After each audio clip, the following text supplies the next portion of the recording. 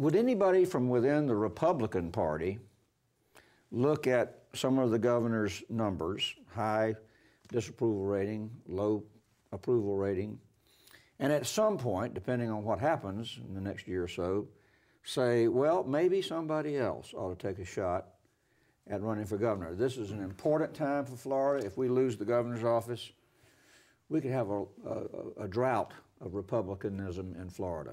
Well, I think the two cabinet officials that come to mind most quickly and probably want to be governor at some point are Atwater and Putnam. And they've each got another term to go.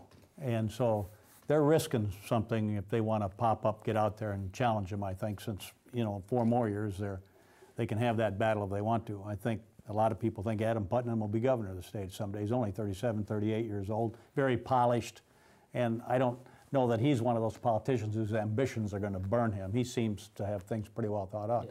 Whereas CFO Atwater is several years older, of course, and I don't know how he looks at his timeline.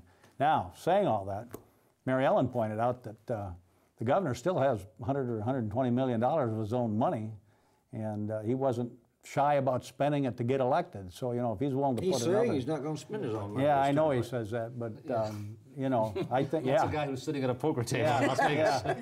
Well, and he's going to get some. I mean, he got no help from the Republicans his first go-around. He is the least popular governor of this state since Claude Kirk. Okay, and people, rest his soul, but Claude Kirk was a flamboyant and very eccentric guy, and Claude Kirk ran up against Reuben Askew, and that was the end of that. Bob Martinez ran up against Lawton Childs. So you look at it now, they weren't icons at the time, but they became icons. What I think is just an interesting situation is that Rick Scott, he's still the incumbent. For somebody like an Adam Putnam, as gifted a politician as he is, to challenge an incumbent governor of your own party, that is a declaration of civil war within the Republican Party. That's what that would be the worst kind of bloodshed you could imagine.